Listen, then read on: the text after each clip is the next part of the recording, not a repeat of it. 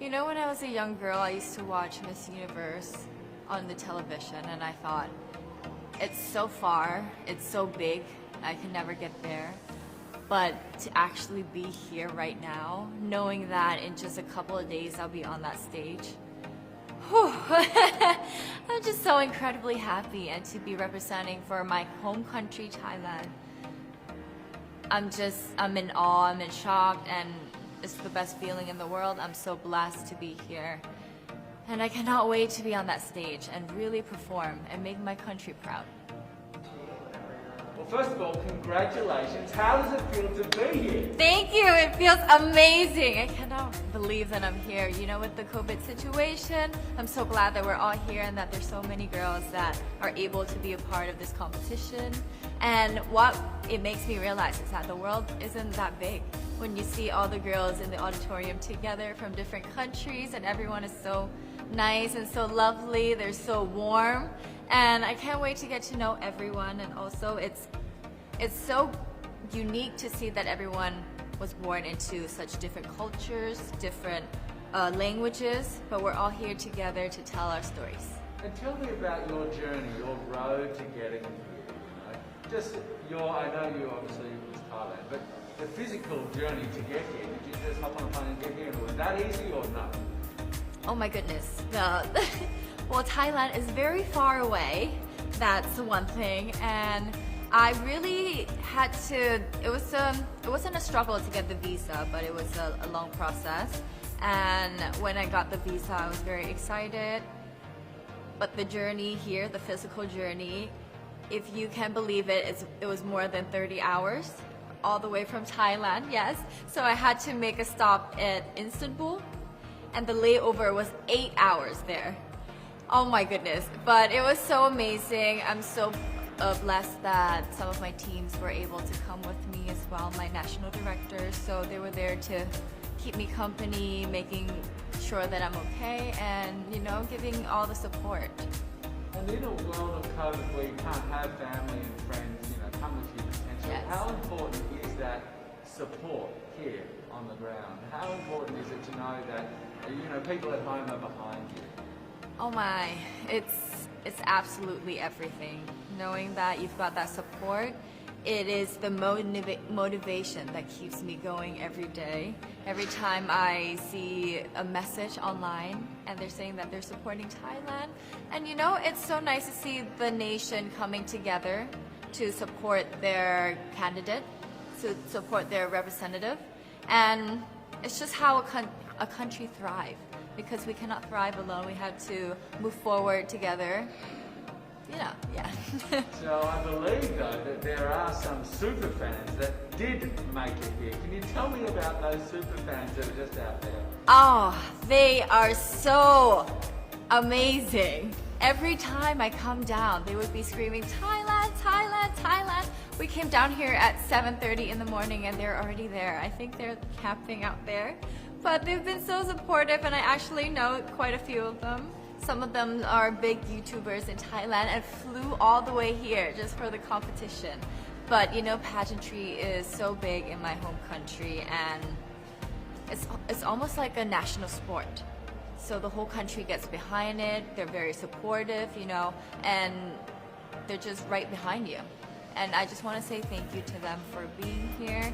I know that not a lot of people were able to be here, but I want to say thank you, because every time I walk down and I hear Thailand, it makes me smile. It puts a smile on my face, and it makes me want to make my day better.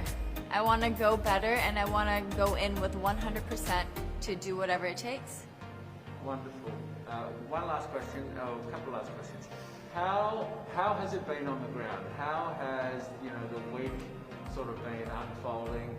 What is your day-to-day like? Give your fans at home and give our viewers a sense of what's it like. What is it like here? It is incredible. It's an incredible journey to have been able to meet all of the girls, because you know, when you know of each other online and you've been messaging, you're on WhatsApp, there's a WhatsApp group, you've been talking, but then to actually come here and meet them in reality, it's just a whole different feeling.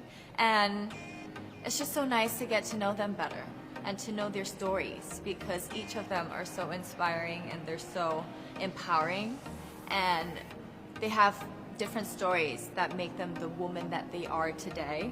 And I think it's just unique to get to know them.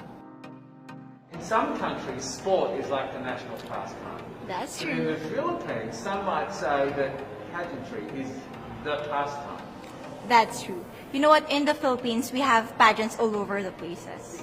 Yes, we have pageants in the barangay, in school, national, local. That's why we really love Miss Universe. It's like it's giving pride and putting the Philippines back on the pedestal. That's why there's an added pressure as a candidate coming from a pageant-loving country. But it's a good pressure. I always look up to our former Miss Universe Philippines. They really did well in the competition. And now this is my time to show who I am, to offer what Rabiya can show to the rest of the universe. So I'm very happy, and at the same time, I'm excited to make all my kababayans proud, and hopefully I do. Why do you think it is that the Philippines love pageants? They have appreciation for beauty. We do love pageant because we used to think that we wanted to be included in the world, I have to be honest, in the Philippines, my skin color used to be not the standard of beauty. I was obsessed whitening my skin because these are the kinds of beauty queen we see on the mainstream. But things were different now. That's why I'm very proud to be a morena. In the Philippines, we call it morena. It's brown skin girl. And to be able to represent, my color, my identity as a true Filipina. Tell me about your journey to being crowned Miss Philippines. In a world that, in a country I should say, that loves pageants. That must have been a very intense process. Tell me about, your journey to being Miss Philippines. Well, my journey was crazy. You know what? I started to be a dark horse. Nobody noticed me. Nobody knows I was in the competition up until the preliminary and the coronation night. And when I won, I received different comments. Of course, there were people who didn't expect me to do well, who think that I cheated. That's why I need to redeem myself in Miss Universe. I really need to do well in this competition. And the thing is, I love pressure. I love criticism. I get better every day with that. You tell me I cannot do that, I turn to you and I'm going to say that, no, I can do it for myself. Good for you. So how does it feel then to be on the global stage? How do you feel to be here in this moment, right now?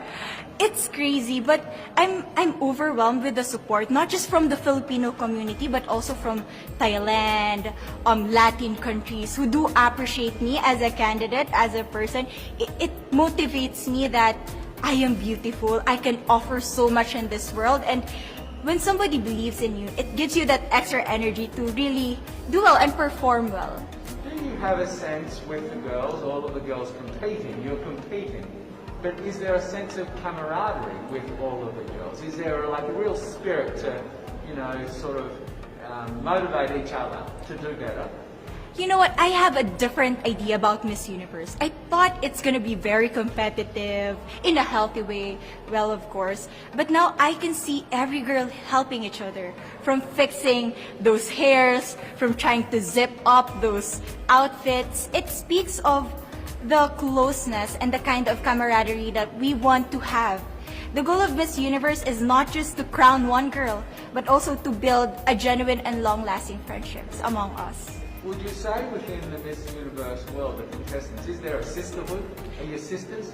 There is sisterhood. I can say I was able to talk to different representatives from different backgrounds, different cultures. And despite our differences, there's so much to be highlighted in what binds us together. And that is because we want to empower women. We want to have our advocacies. We want to speak for the things that we love.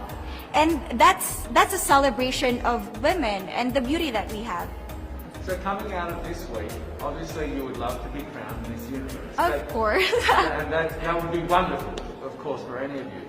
But what else will you take out of this week? What do you think you'll feel at the end of this week, regardless of the result? How will you be a different person? It's the growth and the development that I was able to have during preparing for this journey. I will be honest, there was a moment that I lost my identity because I was put under pressure. I was in that position in which I feel like I'm not good enough. I'm not a good representative of my country, but I was able to bounce back stronger. And if I was able to do that for Miss Universe, I will be able to do that in life. That is my greatest takeaway from Miss Universe. Okay, so the Philippines have a huge amount of fans. Yes. I want you to give us a little bit of a message to the fans here and at home. But send a message. What would you say to all the fans in the Philippines? To all my fans from the Philippines and from all over the world, maraming salamat po. Thank you so much for loving me and for believing in me. It means a lot to somebody who is so naive in this industry, who has no idea how to become a beauty queen on the first day of my journey. But because of your love and support, I was able to be the woman that I am today. And regardless of the result, I may or I may not win the crown, but one thing is for sure, I'm gonna make you all proud.